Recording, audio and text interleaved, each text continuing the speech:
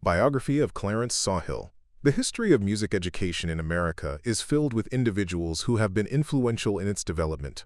Many of these leaders were considered giants by their peers and shaped the direction for music education during the first 75 years of the 20th century. Clarence Edwin Sawhill was one of these leaders. Clarence Sawhill, UCLA Director of Bands, 1952 to 72. As a teacher/conductor, he shaped the lives of numerous teachers and musicians through his 41 years of service. He was able to produce successful public school and university bands and orchestras in Kansas, Illinois, and California. He was also able, through his large number of guest clinic appearances, to influence hundreds of musicians and teachers throughout the United States and in several foreign countries. His abilities as a teacher of bands and orchestras made him one of the most emulated educators of the 20th century. This, along with his sense of musical mission work, led Sawhill to become influential in the field of music education. Most of the text for this document was written by Dr. Pat Rooney in the mid-1970s as a research project. Therefore, some of the reference to positions held by those people interviewed may be dated to that time. Chapter 1. Growing up in Kansas. Clarence Edwin Sawhill was born on November 5, 1906, on a farm in northeastern Kansas, near the town of Holton in Jackson County. He was the second of 3 children born to Charles and Cora Sawhill. The Sawhills were farmers working the original homestead purchased by Clarence Sawhill's grandfather. The Sawhill family was a typical farm family at the turn of the century. They were able to raise all their food or trade for needed items in nearby Holton. Clarence, like other young farm boys, helped his father in the general operation of the farm, including plowing and cultivating the fields with a team of horses and a hand plow. She added that even though Sawhill was not big in stature, he would always attempt any chore needed, even being injured in attempting to unload a large plow by himself. This accident did not deter him, nor did it halt his enthusiasm for work.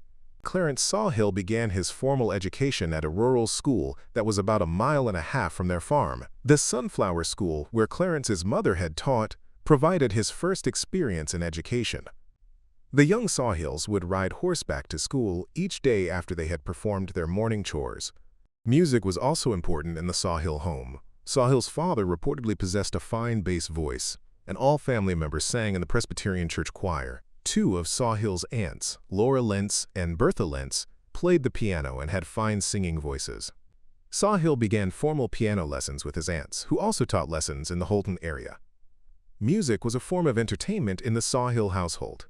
Many an evening was spent with a performance by the family singers, while one member played the piano. A special time was Christmas when, after opening the presents, all would gather around the piano for the traditional fruitcake and song.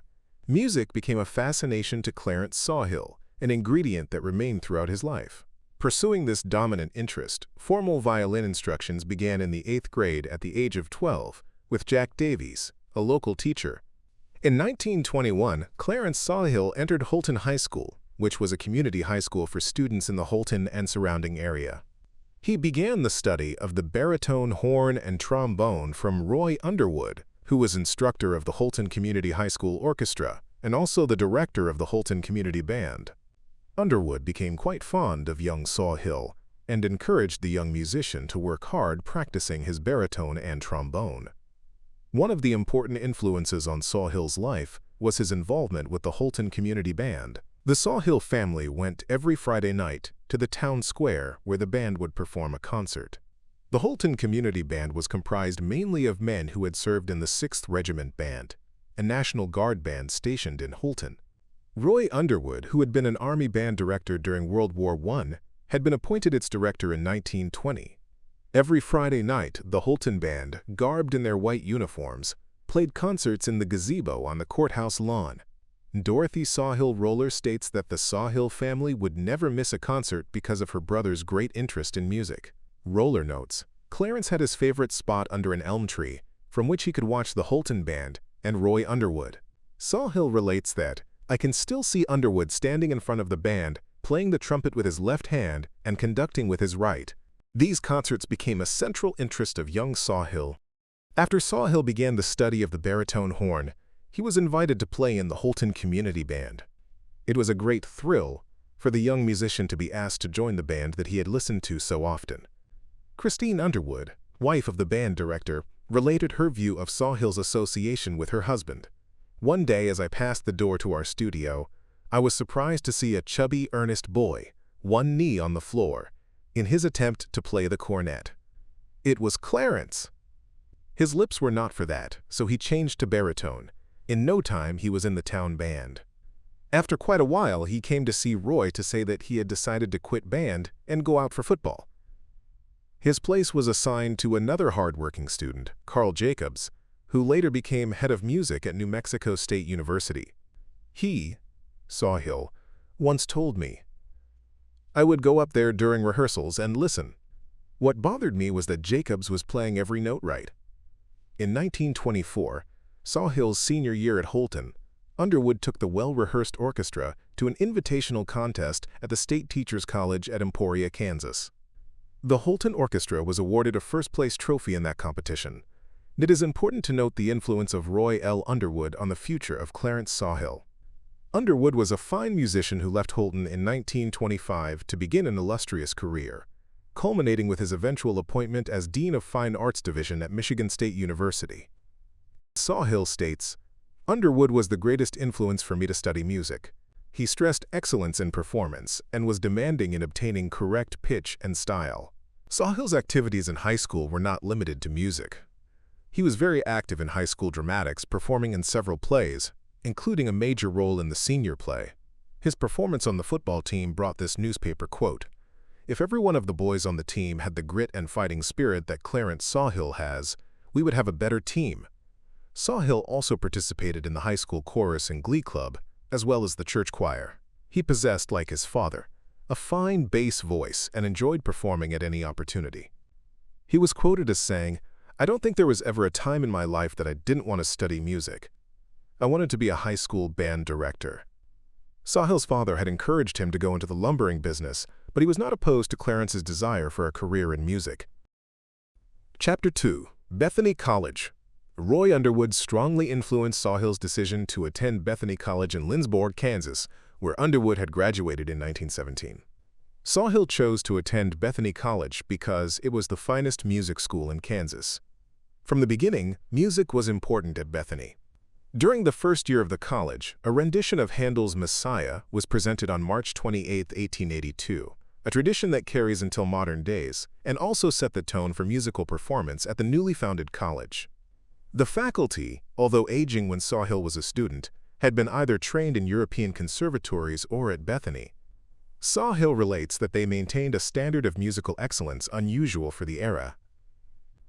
The backbone of the department was its vocal and piano areas, but fine teachers of instrumental music enabled Bethany to maintain outstanding bands and orchestras. Clarence Sawhill began his musical studies at Bethany College in the fall of 1925.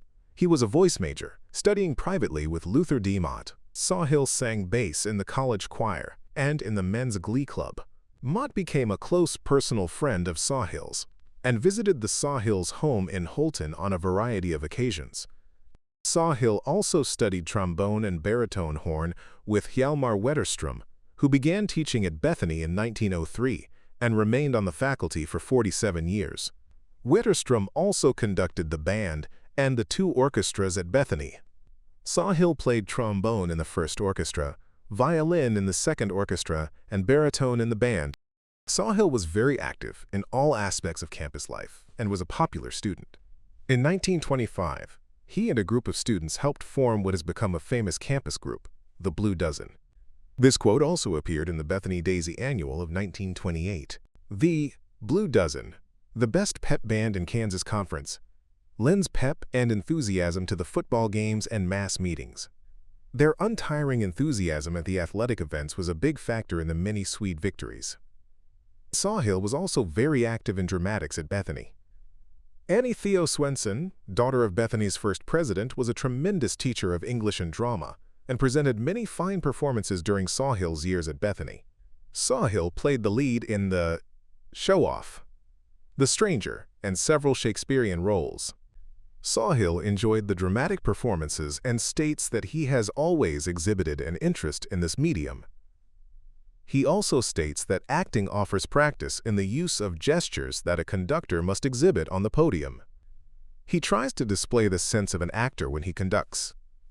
During his junior year, Sawhill met Marie French, a music major from Pawnee Rock, Kansas. Marie French was a very attractive petite girl who, like Sawhill, was also very active in all facets of campus life. She was a fine pianist and soon began accompanying Sawhill on all his vocal and instrumental solos.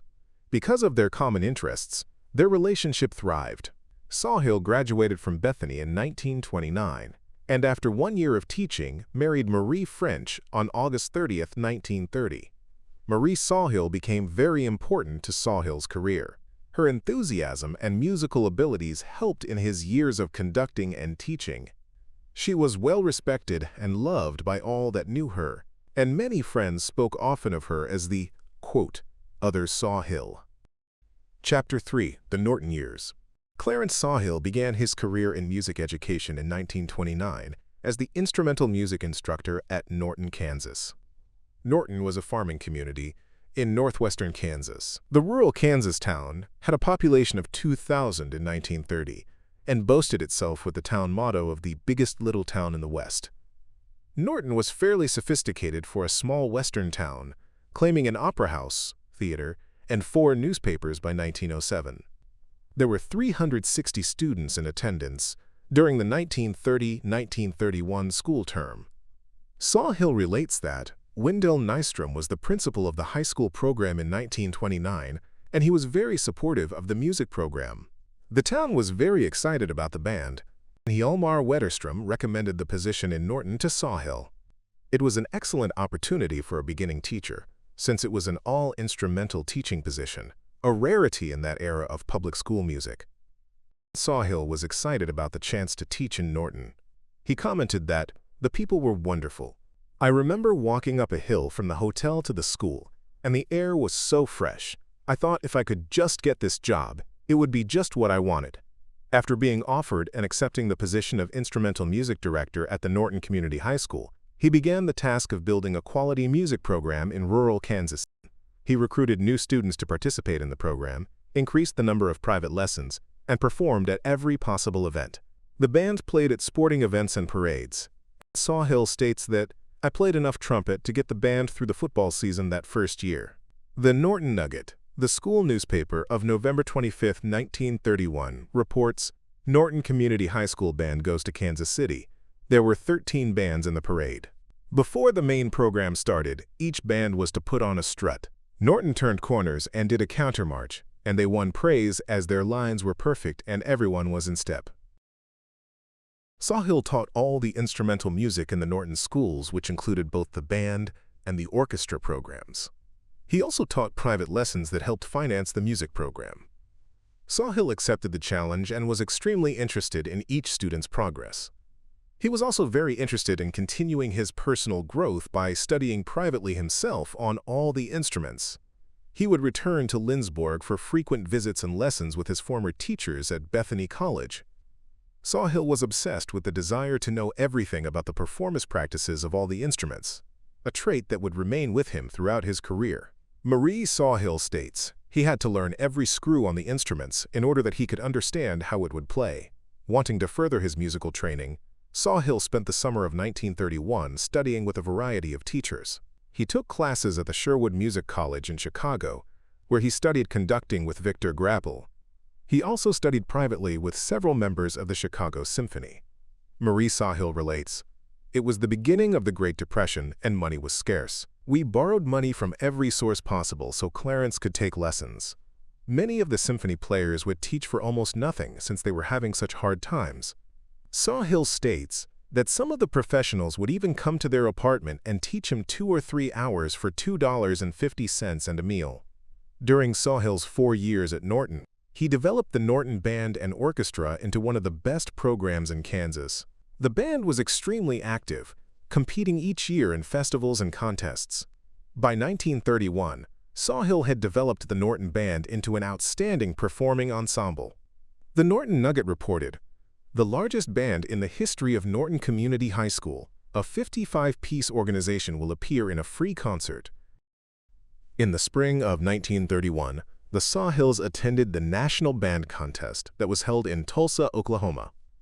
The trip was made with Harold Palmer, a student at Fort Hays State and a close friend of Sawhill's. This was the last year of the great national contest that changed the following year into regional events.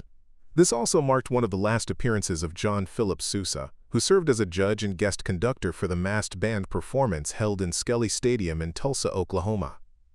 Performing at the contest were many of the outstanding bands in the country, including the Hobart, Indiana High School Band, directed by William D. Ravelli, who would later become director of bands at the University of Michigan. The performance of the Hobart Band so impressed Sawhill that it was an inspiration for his own musical career. I knew I was on the right track because my band wasn't as good as that, Hobart, but the concept was there. And by 1931, he had approximately 50 members in the high school band and an active group of 30 musicians in the grade school band. The band was very popular in the community, and Norton was very proud of its program. In the spring contest of 1933, Sawhill was judged by his friend and former teacher, Roy L. Underwood. The contest was at Hays, Kansas, and again, Norton was outstanding in its performance. Underwood had just returned from New York and was teaching piano at the University of Kansas in Lawrence. Much impressed with his former pupil, upon his return to Lawrence, he recommended Sawhill to Neil N. Wary, principal of the Lawrence Memorial High School, who was in the midst of a search for a band and orchestra director. Wary, who had been the superintendent at Holton while Sawhill was a student there, knew of Sawhill's work and encouraged him to take the job. Although Sawhill felt a great sense of satisfaction in the Norton program, he felt that a move would be good at that time. This was the beginning of the great dust storms of the 1930s, and the western part of Kansas was beginning to suffer under their strain. So in the fall of 1933, Clarence Sawhill became the director of bands and orchestras at Liberty Memorial High School in Lawrence, Kansas. Chapter 4. The Lawrence Years. The move to Lawrence, Kansas was a great opportunity for Clarence Sawhill. Lawrence, a larger town in eastern Kansas, was the home of the University of Kansas, and offered Sawhill the chance not only to develop a larger high school program, but also to come in contact and study with the faculty at the university. Sawhill again received tremendous local support for the band program.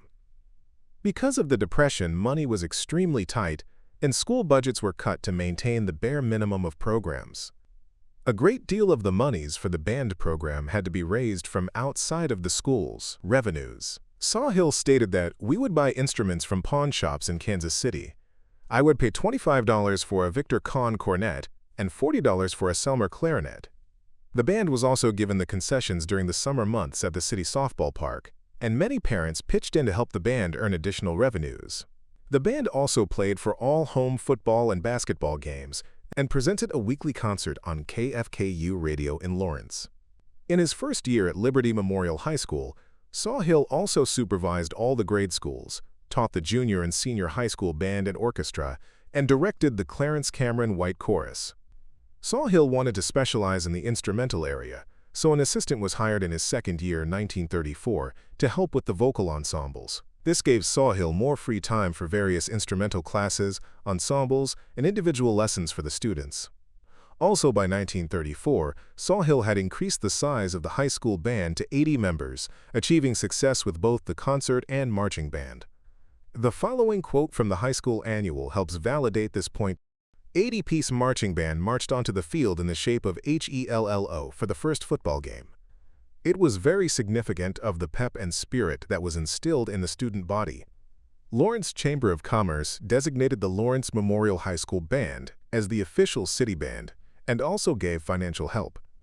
Much of the success of the band is due to the inspiration of C.E. Sawhill. The Liberty Memorial High School Band won the hearts of the Depression-ridden Kansas community. To encourage the already prevalent local support for equipment and trips, members of the band put up posters in the local merchants' windows with slogans such as, "You boost for us, and we'll blow for you." Sawhill states, "I wanted a slogan like Joliet's, Illinois, give a boy a horn, and he'll never blow a safe."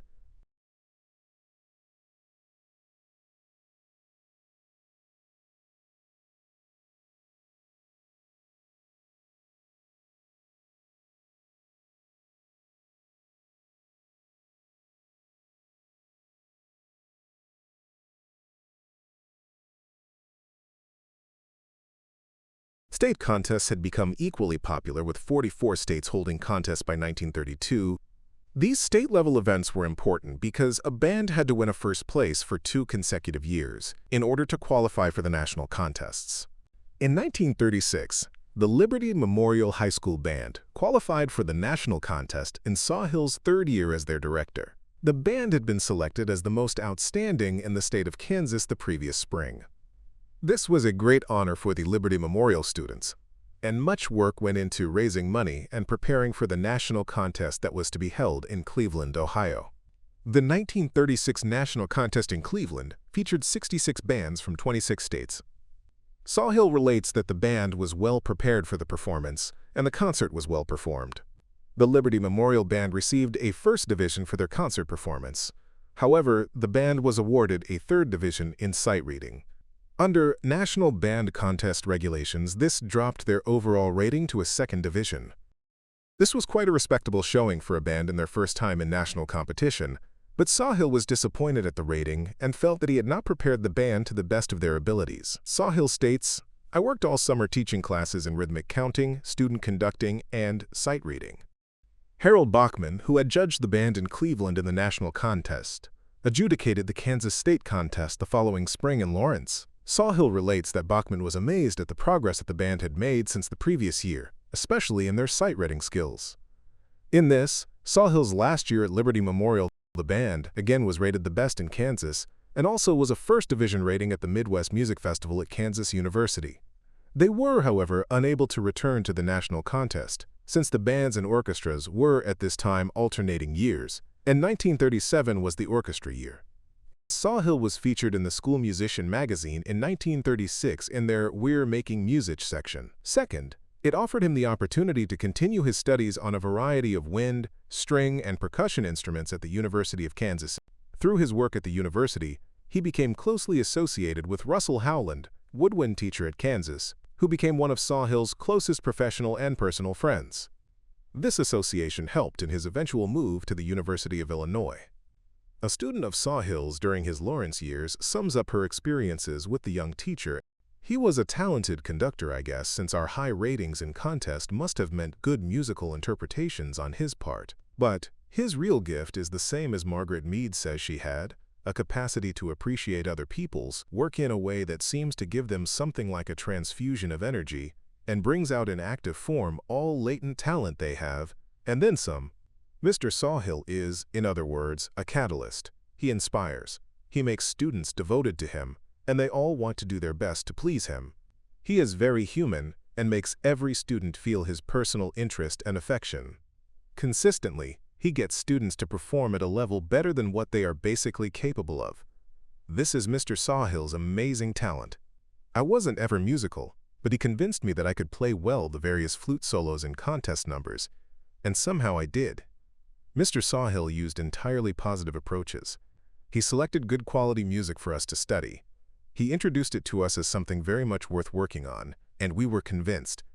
I do not remember getting bored with rehearsals. Chapter 5. Illinois.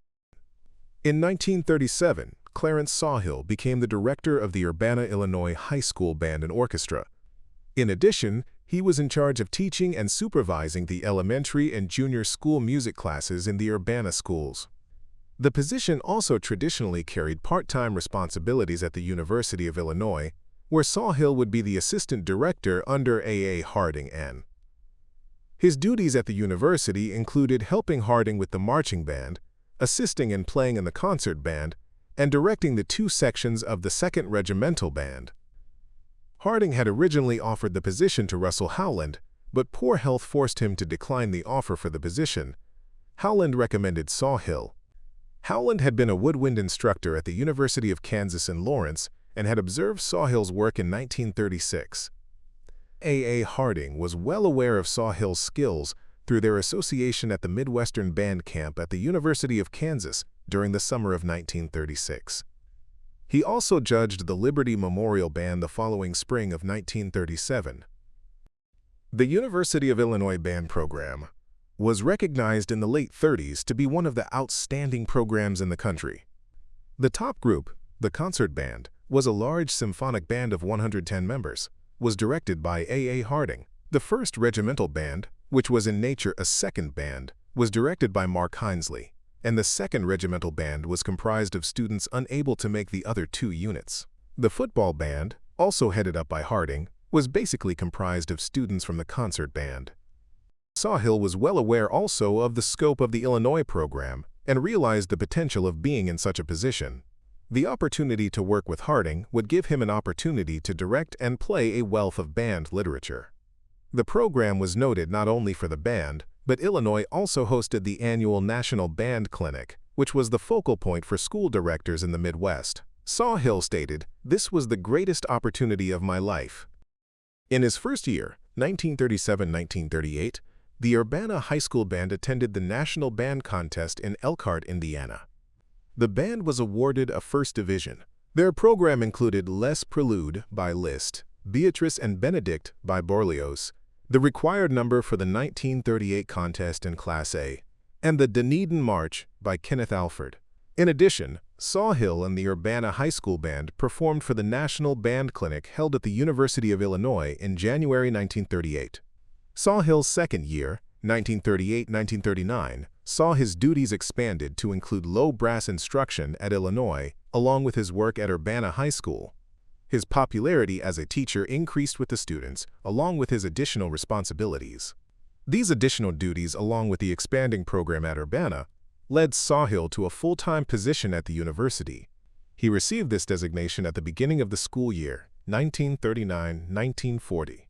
His added teaching responsibilities included instrumental method courses, conducting, and directing the men's glee club. Sawhill became very popular also with the students at the University of Illinois. Ralph Fioritine, a student in music education during this time, stated, "We all soon learned that we could go to Mr. Sawhill and receive the most sympathetic and personal interest in our problems.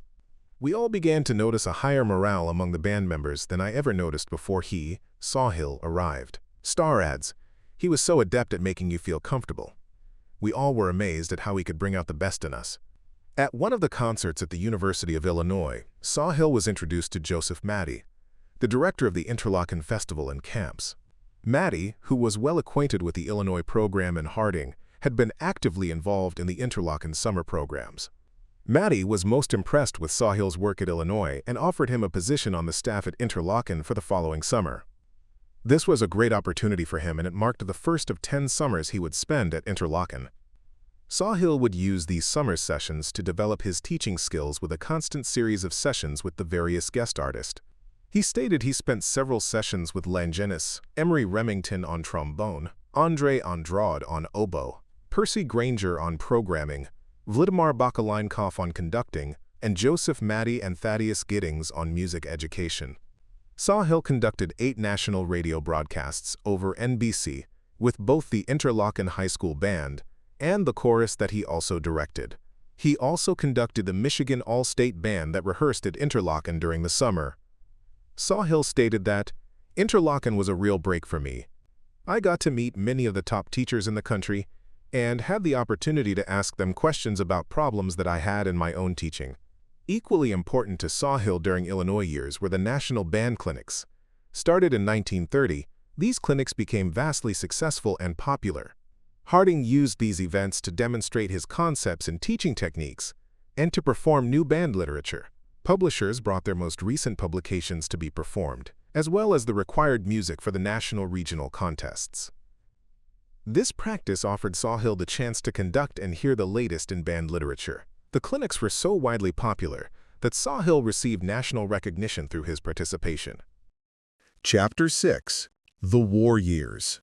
The outbreak of World War II during the school year of 1941-1942 adversely affected the Illinois band program just as it did all the universities around the country. The majority of the young men continued through the close of the school year before entering the service, so the anniversary concert of 1942 was, in effect, the end of an era. Mark Hinesley, assistant director and the conductor of the 1st Regimental Band, also entered the service, leaving Sawhill as the only remaining assistant. The 3 school years during the midst of the war, 1942 to 1945, were extremely difficult ones for the band program at Illinois. The number of students in the band program diminished to a mere 60 members in the marching band. Only through the participation of servicemen stationed at nearby Chanute Field could the ranks be filled. The Illinois Band, like other university bands of this time, was composed of only male members. Due to the lack of performers during the war, female members were allowed to participate in the band. By 1944, a majority of the members of the band were women.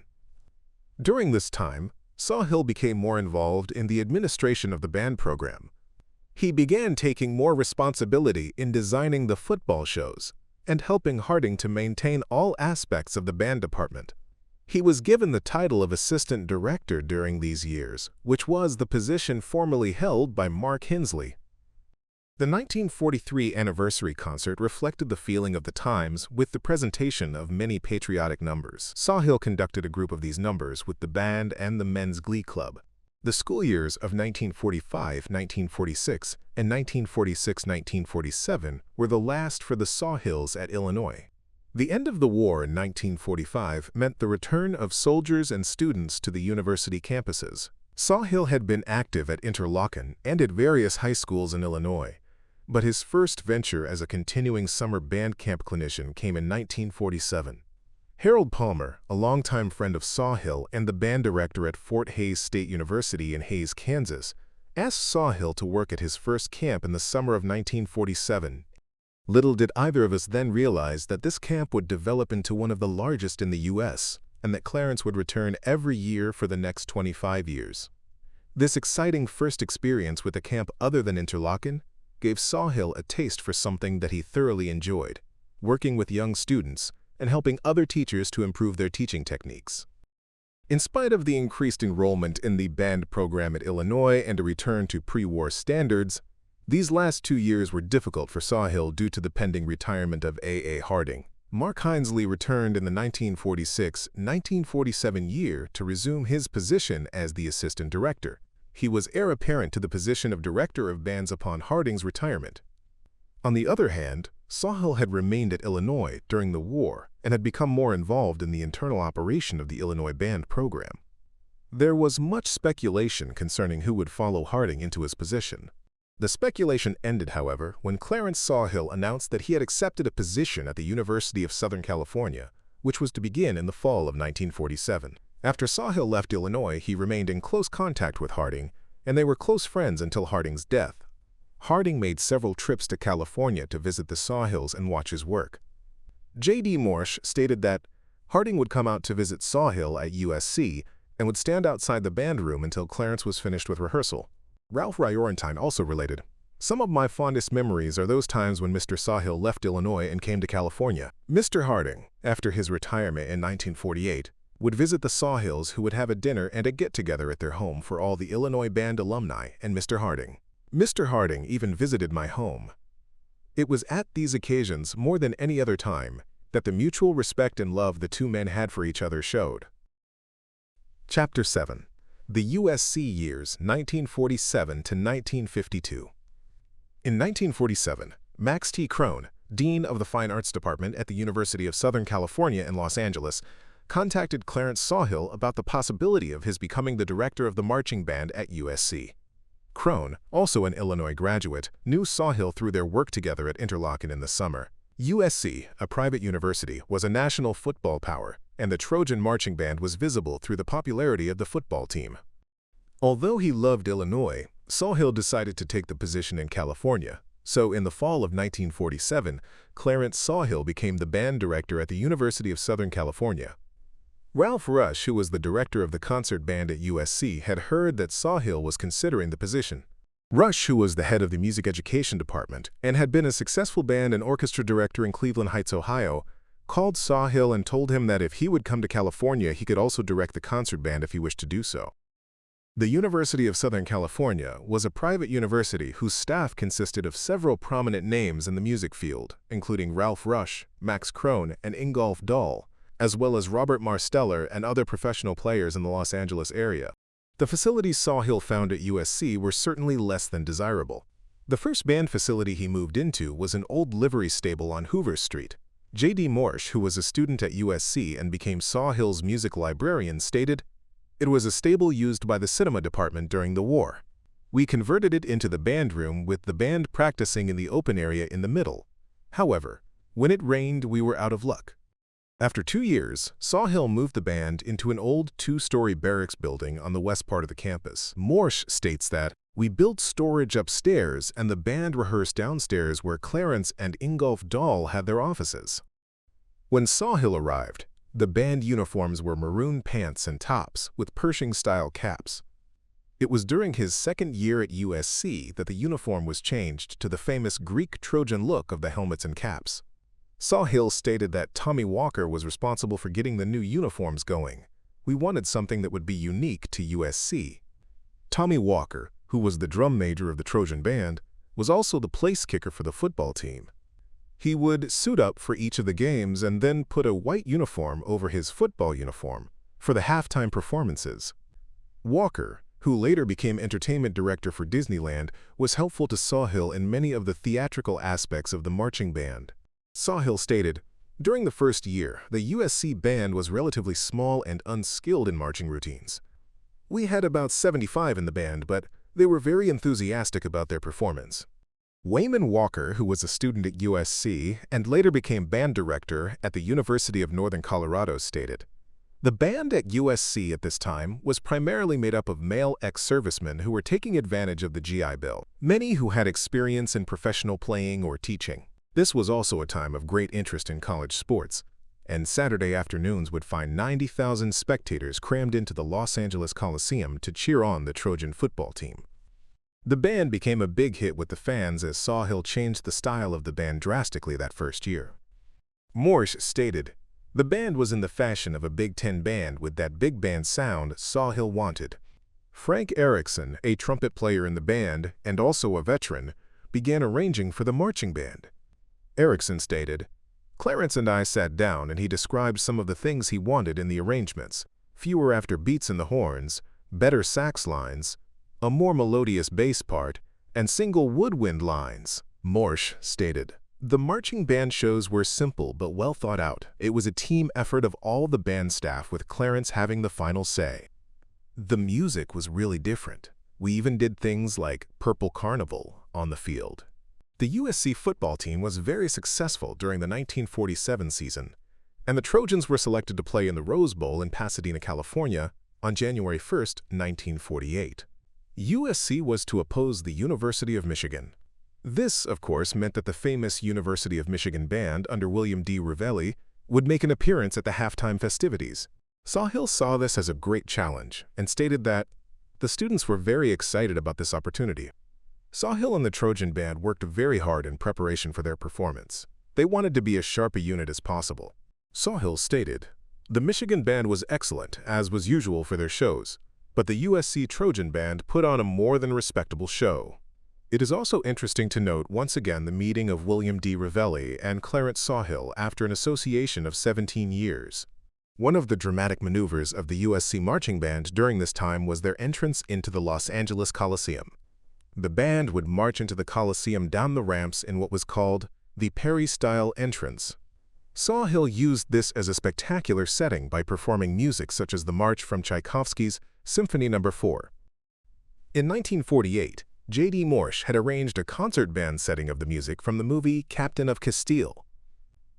Sawhill liked this so much he had Frank Erickson arrange the entrance number for the marching band. This number, Conquest, became the entrance song for the Trojan marching band, and still remains as one of the popular football tunes at USC.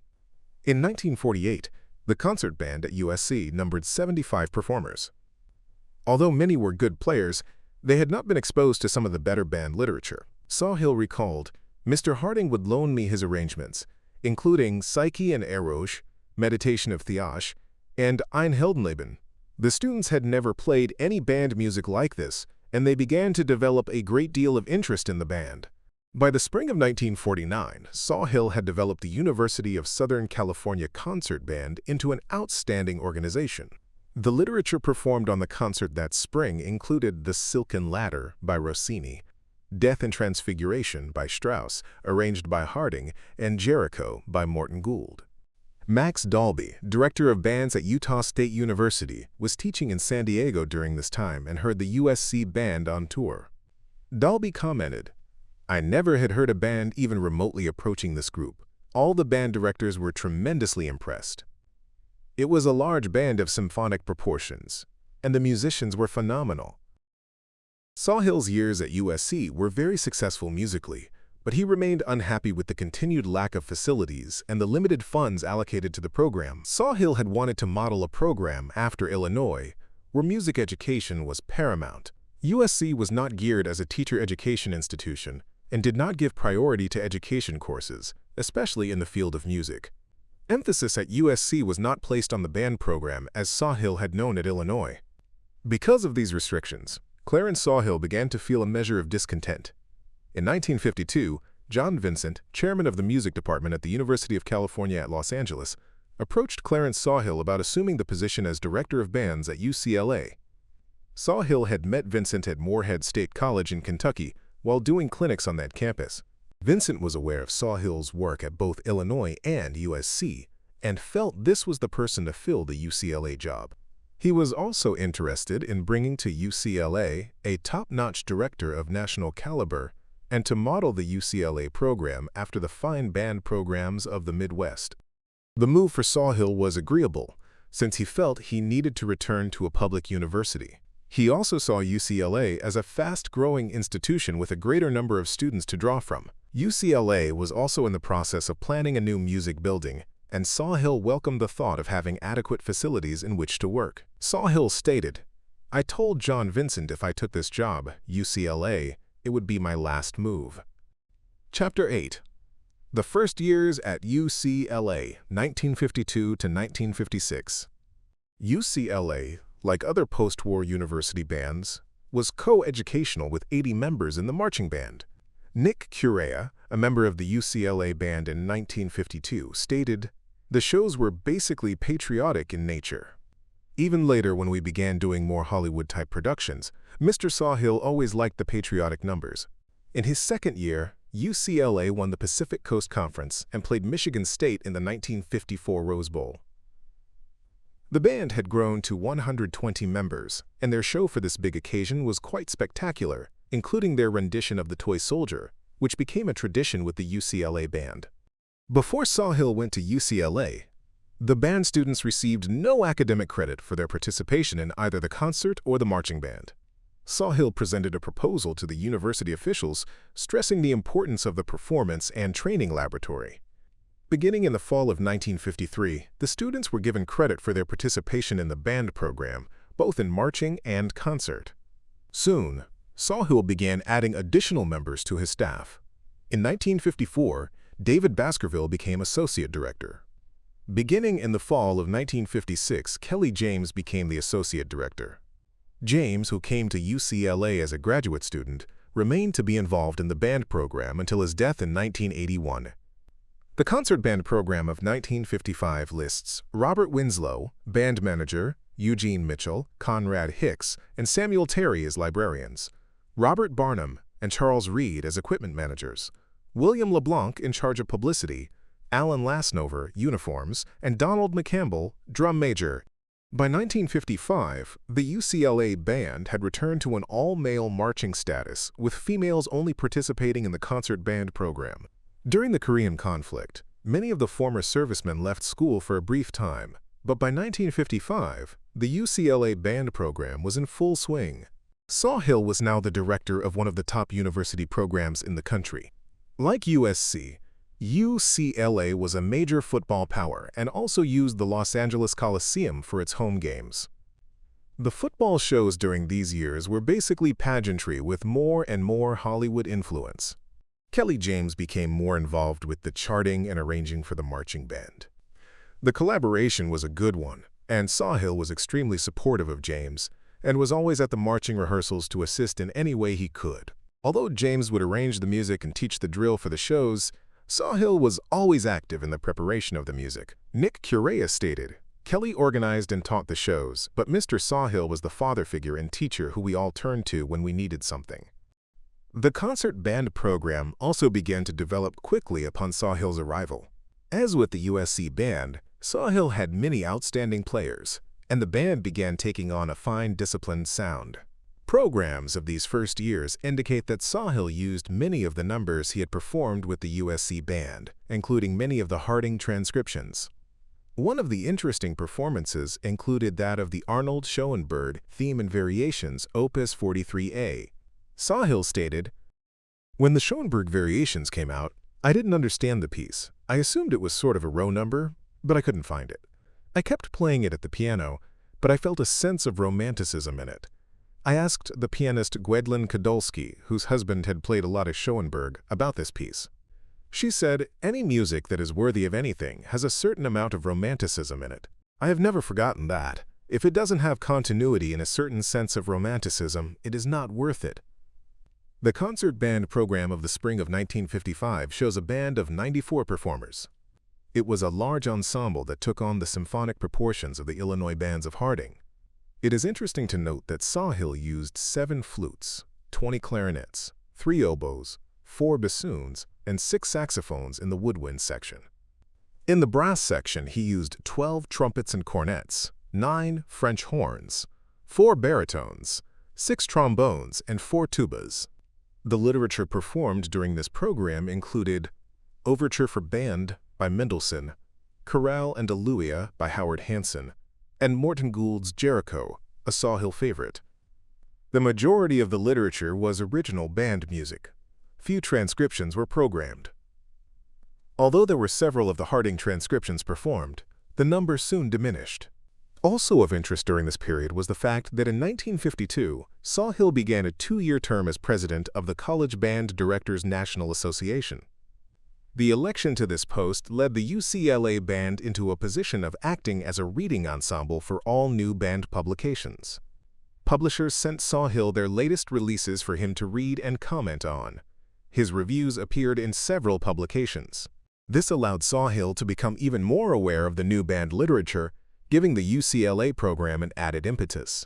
The first 5 years for Clarence Sawhill at UCLA were very productive, and the band program began to take on the status and scope expected of major university band departments.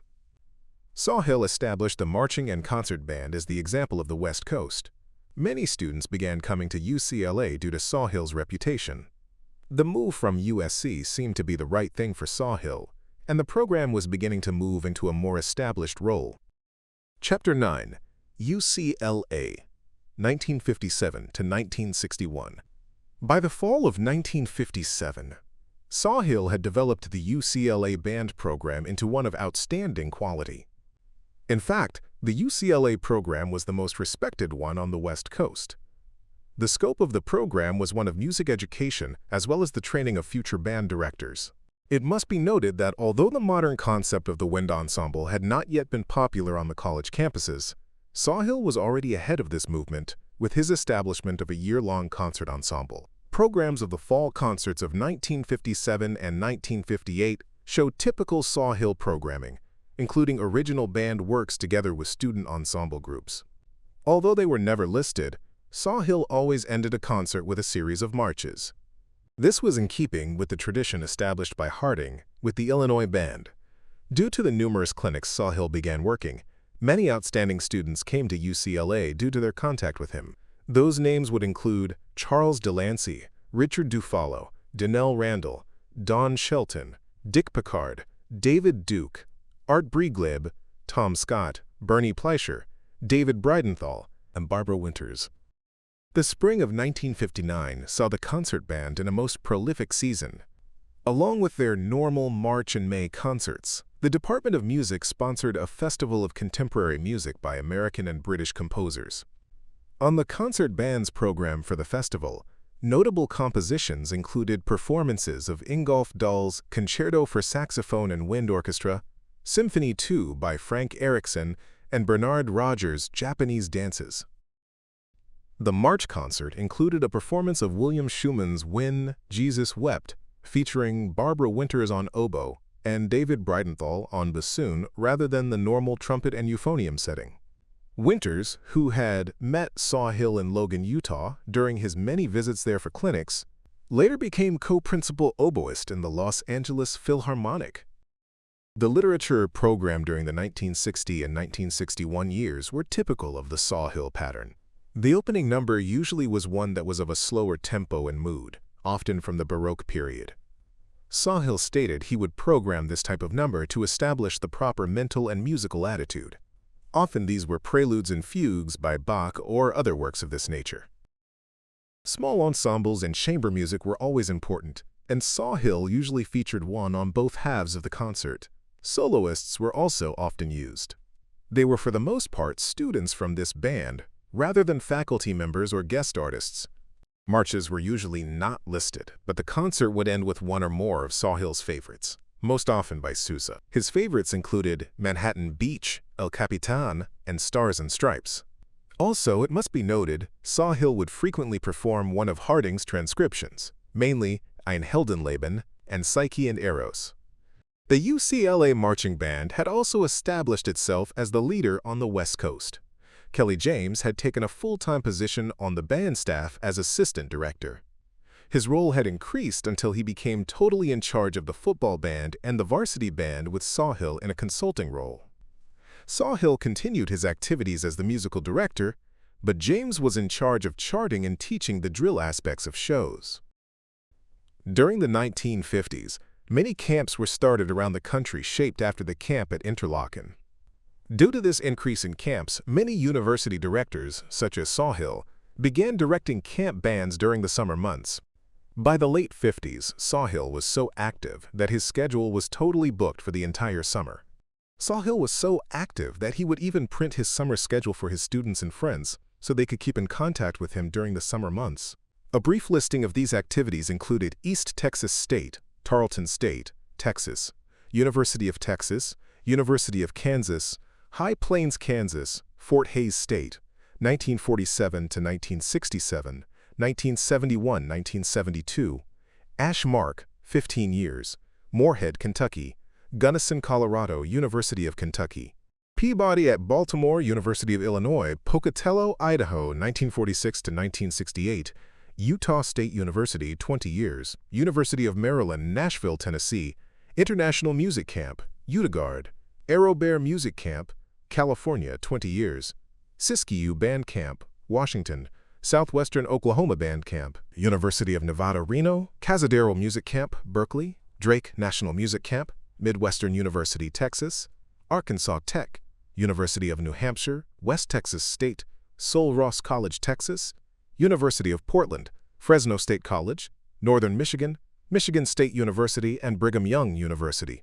He visited every state as a clinician, and most especially Texas, Colorado, Kansas, and California. Beginning with his work with the All-State Band in 1948, Sawhill became a fixture in Texas and made a great number of appearances throughout that state. He worked for the All-State Band 2 or more times, and even conducted the All-State Orchestra in 1954. One music company in Dallas brought Sawhill to work bands in the area for a week to 10 days yearly during the 60s. Sawhill would rehearse several of these bands that were considered by many to be some of the best in Texas. Richard Floyd, director of bands at Baylor University, stated, "Sawhill would come in every year from 1962 to 1967 while I was in Richardson. All the directors looked forward to his clinics."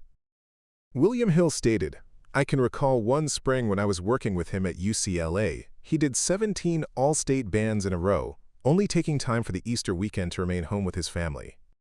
Sawhill was constantly being emulated by other directors. Max Dalby, director of bands at Utah State University, where Sawhill would direct the summer band camp each summer, related, "Sawhill's influence was so strong on me that the Utah State University developed a program where every student would study each of the instruments for 1 quarter during their undergraduate studies. He amazed us with his ability to pick up every instrument and get a good sound on it." Wayman Walker stated, "Clarence was marvelous to watch in rehearsal, even greater to play for. Never wasted time with unrelated comments, etc. One could see what he wanted or expected musically from the expression on his face, and by the way, he used his body, arms, and baton. He was a great actor in the best sense of the word, and he was a master of adjusting his rehearsal technique to the ability and age of the group, professional to grade school." Clarence never forgot that conducting was teaching, and he was a master teacher. James Richards states, "His love of humanity and his joy in teaching are communicated to all the young people he teaches, and these young people in turn reach out and strive to please him and to love him, as only young people can do. With all persons, both young and old, Clarence feels like an old shoe that is so comfortable and fits so well that we never wish to take it off. Lou Heigl, Dean of the Fine Arts Department at El Camino College, responded that, "I think there have been two rather distinct models of band management in the United States during the last 30 to 40 years. I tend to classify the models as, 1, authoritarian, and 2, humanitarian. It is the latter model that I think Dr. Sawhill has exemplified, and I would say that he was the leading exponent of this from 1950 to 1975. Gary Garner, director of bands at West Texas State, stated, "I was always struck, as was anyone who knew him, by his great humanity and compassion. I don't believe I've ever encountered a warmer, kinder human being." In spite of his success, and the wide professional acclaim and respect accorded him, he has always remained unaffected and completely without pretense. This peculiar combination of qualities, musical, educational, and personal, have made him one of the most influential men in the history of the band movement in this country. Howard Dunn added, "Sawhill insisted the conductor be positive and was, as a role model, a loving man. He brought the best to the younger students and gave them not only knowledge, but the feeling that music was the thing. Communication with warmth was paramount, and perfection was the goal to be sought. Clarence Sawhill has inspired hundreds of students, teachers, and musicians to strive for excellence." Gary Garner stated, "Clarence, in his own analytical way, had devised a series of formulas for achieving good tone quality, intonation, balance, and all the rest. He was constantly seeking new and better ways to do these things, and seemed to have a particular fascination with developing a warm, resonant, homogeneous band sound. I suspect it is this particular facet of his work that was perhaps best known and respected by his colleagues in the field." Richard Floyd added, "There were 3 things about Sawhill's rehearsals that were very evident. First, he had an incredible knowledge of all the instruments. Second, he had the ability to immediately get to the seat of the problem and always had a solution for it. And, thirdly, he did it in such a warm way that after he left, the students had such an afterglow of desire to perform musically in all that they were playing." Ron Logan, who retired from his position as Senior Vice President of Entertainment at Disney World and was a member of the UCLA band at this time, states, "Kelly James would run the marching band, but Mr. Sawhill was always so supportive of him. He was away a lot of the time while we were rehearsing, but we always looked forward to having him there. He was so humanistic in his approach to people." Sawhill's rehearsals reflected his expertise in music education. His approach was to instruct from the podium the way a private teacher would teach, one-on-one. Logan stated, "We never got through a number in rehearsal. He was always stopping to work on sound or alternate fingerings and especially pitch." Sawhill's concept of teaching was not to emphasize the score itself. The music that was being performed was only the tool through which he would teach the proper instrumental performance patterns. In the fall of 1960, UCLA appointed a new chancellor, only the 3rd one since the founding of the school. Franklin D. Murphy was inaugurated on September 23, 1960. The University Concert Band performed for this occasion, as it did for the charter anniversary programs each spring. Murphy, who was extremely supportive of the UCLA music program, wrote Sawhill that same fall. "At halftime last Saturday, October 29, 1960 evening, I observed the UCLA band in action, and I want you to know how impressed I was with the quality and character of this organization. It is beautifully disciplined in its maneuvers, and what is more important, it produces exciting music. You are certainly to be congratulated, and I now understand why you have developed the reputation which is yours countrywide." The band staff began to develop during this period into a large organization. Sawhill became more of a supervisor with many workers involved in their various jobs. Because of his ability to work well with people, many students worked or volunteered their services to the UCLA band staff. Kelly James continued in his position as associate director. Several outstanding workers filled the role of band manager during the late 50s and early 60s. These included Wayne Gallagher, Richard Robbins, Raymond Kirk, and others who served on a part-time basis or for brief periods of time. Also, Sawhill was able to help many of the students with part-time jobs. In 1961, The UCLA band was invited to perform for the American Independence Day celebration in the Rebold National Park in Aalborg, Denmark. This was quite an undertaking, but the band students were excited about the possibility of such a venture and undertook the project. The students were required to pay their own expenses. To help pay for part of the expenses, the UCLA band sponsored a special concert in Royce Hall on the UCLA campus on May 17, 1961. Guest artists for the benefit included Gordon McRae, who sang selections from the musicals Oklahoma and Carousel, Alfred Newman, who conducted an arrangement of his composition, Conquest from the movie, Captain from Castile, George Greeley, pianist, who performed Street Scene by Alfred Newman, with the composer conducting. Also on the program were Howard Keel, who sang Old Man River from Showboat, and Dorothy Kirsten, who sang Vici di Arte from the opera La Tosca. Both of these were conducted by Alfred Newman. The concert was a big success, and the revenues from the program helped to defray some of the students' expenses. The European tour lasted 27 days and included concerts in Victoria Embankment Gardens in London, Salle Pleyel in Paris, the Conberth House in Vienna, the America House in Munich, the Lord Mayor's home in Vejle, Denmark, Tivoli Gardens in Copenhagen, the Reventlow Stavne concert in Naxov, Denmark, along with the program at Aalborg for the 4th of July celebration. Along with the concerts, the band also visited Baden-Baden, Germany, Lucerne, Switzerland, Innsbruck, Austria, and Hamburg, Germany. The 4th of July celebration was a very important event in Denmark and marked a special day in Denmark-American relations. For the ceremony of July 4, 1961, when the UCLA band was to appear, Walt Disney would be the special guest speaker. The tour was highly successful and the band enjoyed both the touring and performing. Sawhill commented that this was a unique experience both for the band and for the audiences, since they were fascinated with these American students and an American college band. A review by André Petriot appeared in Horizons de France, following the UCLA appearance in Paris. It was a marvelous evening with the UCLA band. We most sincerely congratulate this triumphant group and the two excellent leaders who direct it with such simplicity, but with great warmth and efficiency. The UCLA band, composed of students of the university, is a band of great value. It not only provided us with a musical pleasure of quality, but it also proved to us that the practice of music is not at all incompatible with the university's high level of studies. The universities of our country should become aware of this truth and restore this art to the position in our high schools and universities which has been owed to it since the Middle Ages. Glenn Yarberry, whose dissertation included Sawhill and the UCLA band program, offered the following interview concerning the European trip from Sawhill. He was quoted as saying, "We were one of the first college bands that ever played in France, Switzerland, Vienna, and Germany. That was the year that the Michigan band went to Russia, and it started many of them, American college bands, going.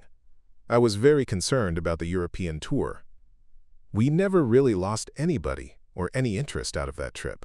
In other words, those kids who went the next fall, all of them were in school, they were right back in the band again. I kept after them, the students, all the time. My concern was that we had to have an organization when we came back. I tried my best to condition them for our return to campus. I expect they enjoyed that trip more than any trip they were ever on." The fall of 1961 began a new era in the UCLA band program and in Clarence Sawhill's term as director of bands. The summer trip to Europe had created a heightened interest in the band program at UCLA and had brought about a great deal of publicity to the band program. Chapter 10, UCLA, 1962 to 1972.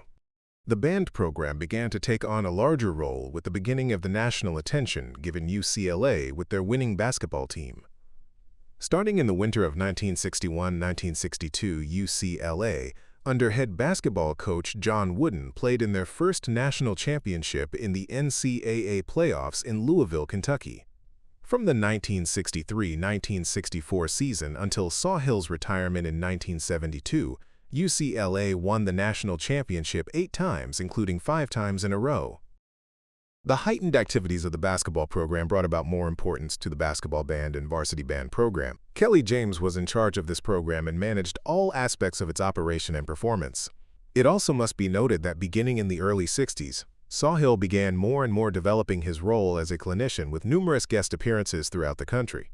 Also during the 60s, the UCLA marching band began doing more current, popular music arrangements and took on more Hollywood-type renditions in their halftime shows.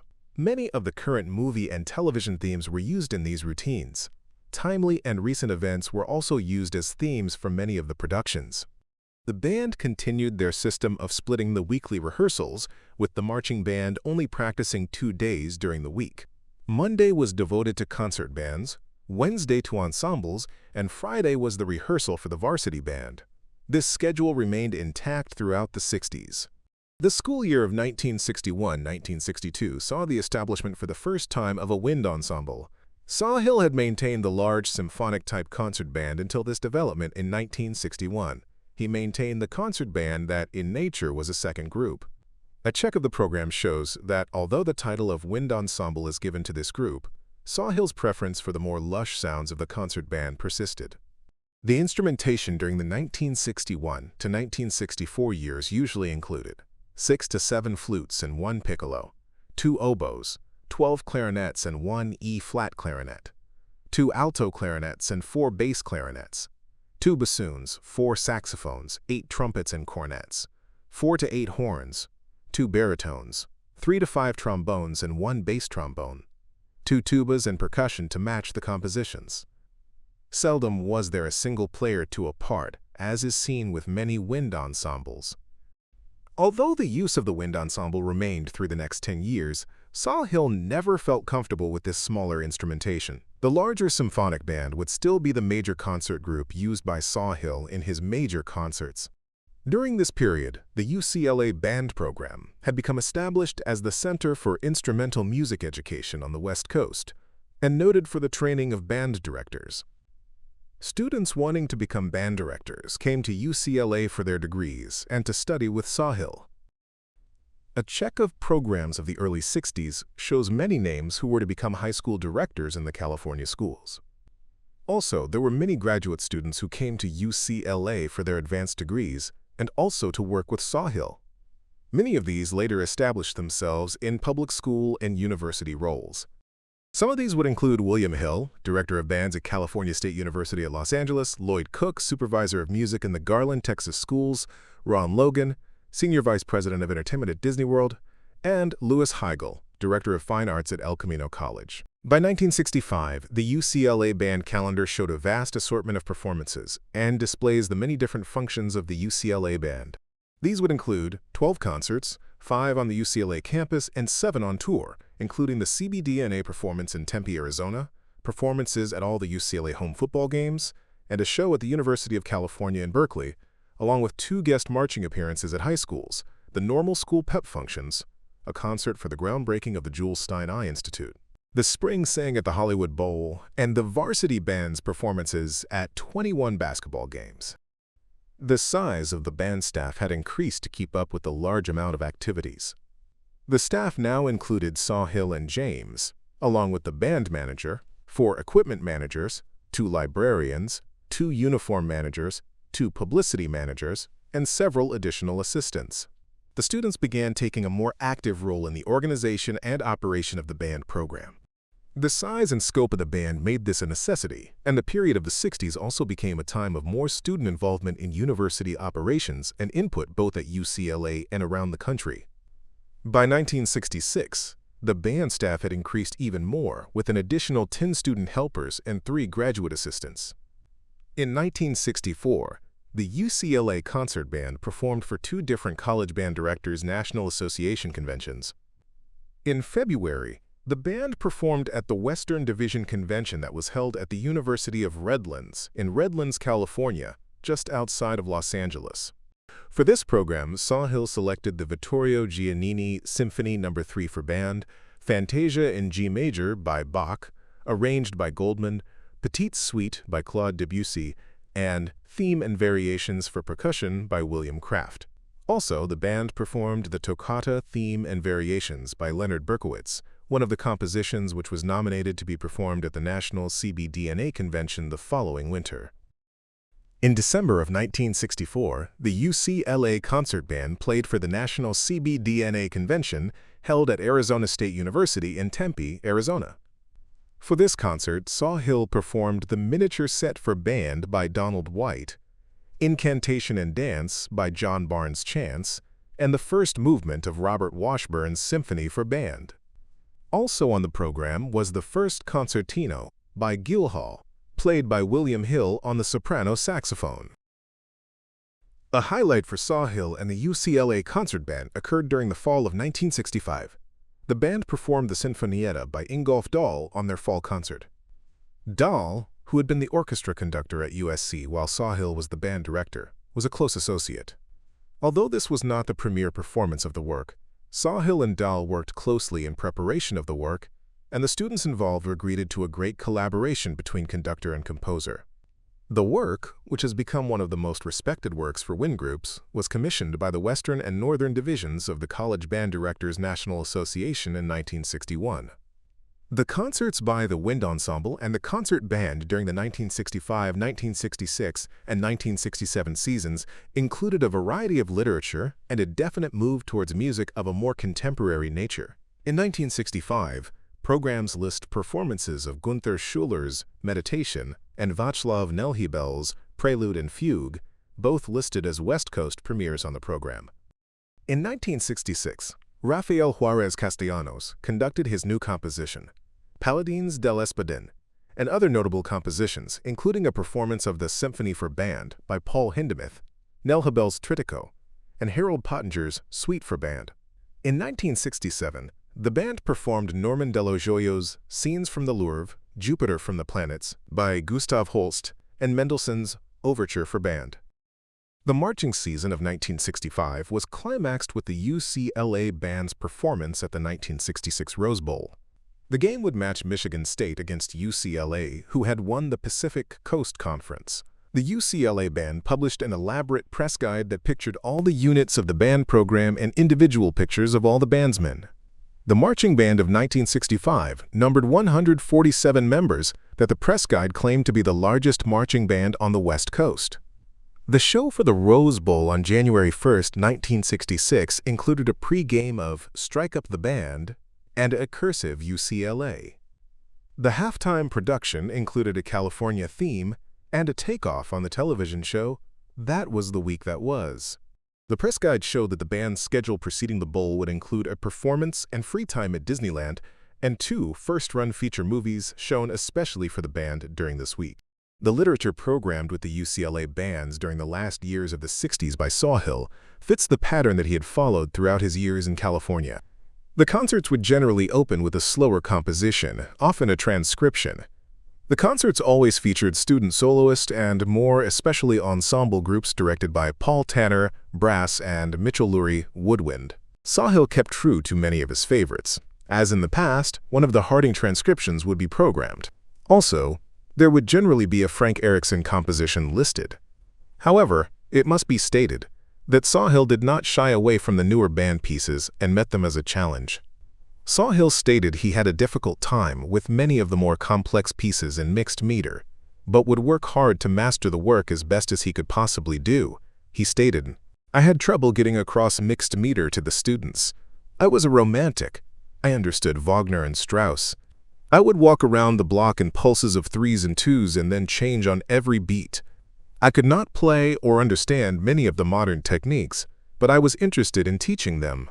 Sawhill's philosophy of teaching is based on the fact that the teacher should be well schooled with understanding of all the instruments that he is to instruct. Sawhill stated, "You can't learn enough about the instruments. You should be able to play them all and study each of them with a teacher." Lou Heigl stated, "I have observed him through the years at summer camps, clinics, and honor bands, as well as with his UCLA operations. Never once did I sense that he was anything less than supportive of the students with whom he was involved. He never belittled anyone publicly or privately, and when serious criticism of performance or attitude was in order, he would either see the student privately or would talk to the student's position in the band and talk quietly to the problem." Dr. Sawhill maintained excellent discipline in his groups through his demonstration of respect for human and musical values, which developed a sense of reciprocal cooperation between himself and the students. His bands were full of people who performed well because they wanted to perform well, and not because of threats. The psychological principle of reward versus punishment was continuously tested in his teaching. This sense of humanitarianism and leadership abilities seemed to have been part of Sawhill's character throughout his adult life. Emery Lindquist, a classmate of Sawhill's, stated, "Clarence possessed excellent leadership qualities. It was a consultative type of leadership without any attempt to dominate. He knew what was needed after consultation, convinced others of the need, shared fully in the responsibility of achieving it, and gained excellent support. He had the ability to make people feel what they were doing together was worth doing." Although Clarence had great intensity in his efforts, he was relaxed in his relationships with people. There was nothing of a superior person complex in his leadership. Moreover, he did not make personal progress at the expense of others. The fine personal qualities of Clarence were the basic sources of his strength. He was cordial, pleasant, and unusually optimistic. He was a young man of great capacity for hard work, and was endowed with unusual energy. It is not possible to explain his fine collegiate and subsequent professional career without evaluating these personal resources. Although he was admittedly a romantic at heart, Sawhill was willing to program any style of music if he felt it offered something either musically or as a teaching piece. Sawhill stated, "I like pieces such as John Barnes' Chances, Symphony, or Fisher Tull's Tudor Psalm, better than some of the older numbers. I was not interested in transcriptions. However, I liked impressionistic music." Transcriptions developed facility, but the sounds were at times very bad. Was transcribing You were because there all was right nothing if you published played to suit that big transcriptions band. that nobody knew. He attracted the Harding fine was players in the transcribing United because there States was by nothing the literature published to to suit suit that that big band. Sawhill became the introducer of the fine players in the United and to many the States by the champion of literature works he as he was playing. performed them from clinic to Sawhill clinic. became the William introducer Hill of new stated, literature. "I have And to many always been been impressed impressed by his works as he dedication to performed them band from music. clinic to clinic." His William championing Hill of new stated, works. "I have constant always search been for impressed new by his literature to dedication to perform. band music." Marie Sawhill was quoted on her new husband's works interest and in constant band search literature for new literature to Clarence. perform. Marie Sawhill was quoted on her husband's interest in band literature, and Clarence played all of Francis Macbeth's numbers. They are good friends and often compared notes when they met at conferences and clinics. Clarence encouraged Clifton Williams to submit his numbers for the ABA Ostwald competition and played all of his numbers. He played Morton Gould's numbers and also encouraged John Barnes' Chance to submit his numbers to ABA. He encouraged Frank Erickson to begin writing for school bands and played most of his numbers in manuscript in later publications. Likewise with William Hill's manuscripts, publications, and encouragement to submit to ABA Ostwald. Clarence also played all of Roger Nixon's and Vincent Persichetti's publications. With his enormous amount of clinics, thereby his opinions were definitely influential in the literature performed at many of these camps and clinics. Erickson stated the numbers that were most used by Sawhill of his included Deep River, Legendary Air, Norwegian Folk Song Suite, Air for Band, Scherzo for Band, Toccata for Band, Soliloquy, Tamerline, and most especially, Fantasy for Band. Marie Sawhill added that he was also very excited about the music of John Barnes' Chance and carried variations on a Korean folk song around the country in manuscript for 2 years, using it in clinics wherever he was working. In 1970, the UCLA band toured Mexico in an exchange program with the Mexican government. The tour in April of 1970 was highlighted by a concert at the Teatro de Gallado in Mexico City and was very successful. The students enjoyed their time in Mexico. 3 concerts highlighted the spring semester of 1972. The first was a performance of the UCLA Concert Band at the Western Division of the College Band Directors National Association that was held at Arizona State University in Tempe, Arizona. At the convention, the CBDNA hosted a convention dinner honoring Sawhill. Speeches on the life and contributions of Clarence Sawhill were given by Carl Holvik, Vice President of CBDNA from the University of Northern Iowa, Richard Ballou, Church College of Hawaii, Harold Hines, former director at Arizona State, and Kenneth Snapp, director at Arizona State. Highlights of the concert included Centennial Fanfare and March by Roger Nixon and The Aegean Festival by Andreas Macris. In April, the bands of the California State Colleges at Los Angeles, conducted by William Hill, Fullerton, conducted by Benton Minor, and Long Beach, conducted by Larry Curtis, presented a combined concert in honor of Clarence Sawhill. Hill and Minor had been students at UCLA under Sawhill. The band from California State at Los Angeles played Afflatus, which was composed for this occasion in honor of Clarence Sawhill. The program notes stated, "This composition was written for a retirement concert for Clarence E. Sawhill. It was not commissioned, but rather written as a dedication to Mr. Sawhill." Afflatus is defined as 1. Inspiration, an impelling mental force acting from within. 2. An imparting of knowledge. Certainly this word is a fitting description of Clarence E. Sawhill, a man who has spent his life in complete dedication to the musical advancement of the youth of America. Afflatus is constructed on the initials CES, becoming in musical statement CE flat, B flat, borrowing the S from the French symbol SI. Interwoven with the statement of these initials, done in many variations, are the 3 fight songs for the institutions with which Clarence Sawhill has been associated. Each of the bands performed separately, then they combined under the baton of Sawhill to perform El Capitan March by Sousa, Chorale and Alleluia by Howard Hanson, Death and Transfiguration by Richard Strauss, the Harding Arrangement, and a William Hill March, Heritage of Freedom. Sawhill's final concert as the director of bands at UCLA was held on May 17, 1972 in Royce Hall on the UCLA campus. The program was attended by many of his friends and former students who came to honor Sawhill. The program that Sawhill chose was typical of his many years as director and featured several of his favorites. The band performed the Fantasia in G major by Bach, arranged by Richard Franco Goldman, Ein Heldenleben by Strauss, the Harding Arrangement, and the traditional closing march section, which on this night included his favorites, Manhattan Beach, El Capitan, and Stars and Stripes Forever, all by Sousa. Clarence Edwin Sawhill died on February 1982 at the age of 75. He had remained active as a band clinician until a few months before his death. At the time of his death, he was survived by his daughter Kathleen Sawhill Porter of Temple City, his son Kenneth Sawhill of Los Angeles, 3 grandchildren, and his sister Dorothy Marie Sawhill Roller.